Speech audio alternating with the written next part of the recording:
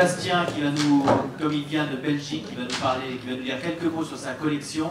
Et puis après, on laissera la conclusion à Serge ou Frédéric. Donc voilà, moi je suis collectionneur d'objets sur ce qu'on peut appeler l'art équestre. Ça fait maintenant 30 ans que je fais ça, un peu moins. Et je collectionne les objets, pas de mot collectionnite comme vous pouvez l'entendre. Collectionnite, c'est pour amasser des objets pour un bien personnel. C'est plutôt pour la connaissance et c'est par les objets que j'apprends à connaître l'origine et l'ethnie du cheval. Donc on m'a invité ici pour un petit peu montrer. Donc les objets peuvent en fait donner des explications sur les conférences qu'il y a eu. D'ailleurs, si quelqu'un veut poser des questions sur l'un ou l'autre objet et que je pourrais répondre, je suis tout à fait ouvert. Donc voilà, je voulais simplement juste parler d'un objet, mais il y en a une cinquantaine là, sur la table. Je veux d'abord remercier mon ami Pascal Marie qui fait partie du club, comme moi, du club des Ponneries. Donc, le club des Ponneries, c'est le club international des Ponneries. Donc c'est un club qui identifie les objets dans tous les musées, chez tous les collectionneurs pour pouvoir un petit peu référencer les objets qui ont été mal identifiés dans les musées. Et donc voilà. Et donc aussi, je devrais remercier en la mémoire d'un ami qui peut-être que quelques personnes l'ont peut-être connu, André Boudra. André Boudra était quelqu'un qui habitait à Clermont-Ferrand, qui avait énormément d'objets. Et il est décédé, et avant de décéder, on avait racheté toute sa grande partie de collection. Et donc voilà, c'est quelqu'un que j'ai beaucoup apprécié, qui est malheureusement décédé trop tôt.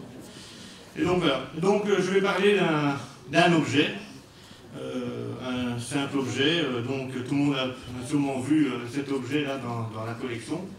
Voilà, donc c'est ce qu'on appelle un étrier cruciforme, donc on appelle ça en anglais stirrup cruciforme.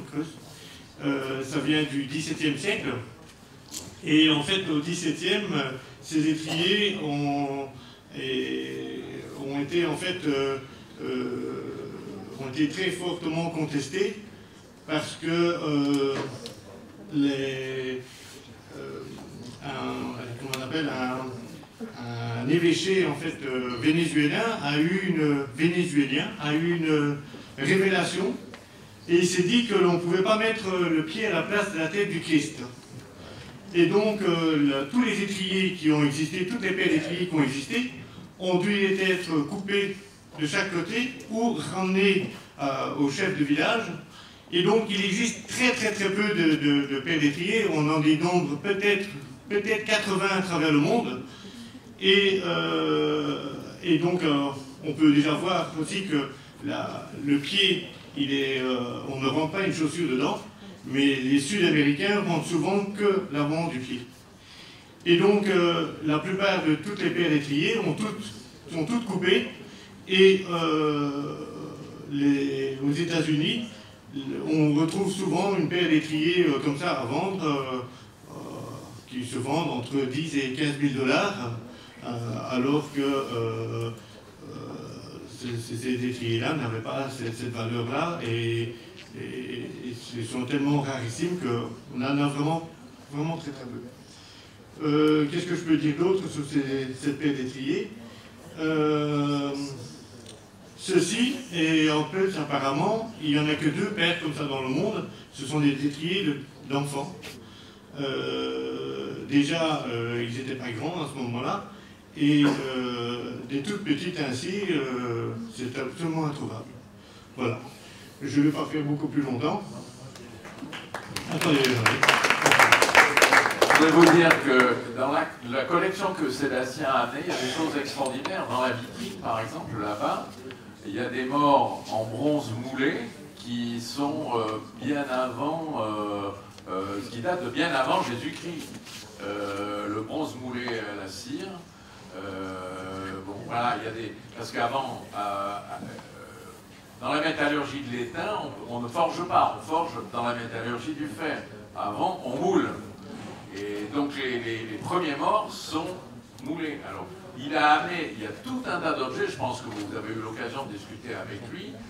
Je voudrais beaucoup le remercier ici devant vous de nous avoir amené tout ça pour enrichir la salle, hein, pour décorer la salle et pour vous donner l'occasion de voir ces objets extraordinaires. Il y a des grands morts du XVIIe, XVIe, XVIIe siècle, des grands morts de Brive, etc. Voilà, ça fait partie. Et mon intention, c'était de marquer le fait que les broderies, comme la sellerie, comme l'architecture et tout ça, c'est notre héritage, c'est du patrimoine. Voilà, c'est du patrimoine.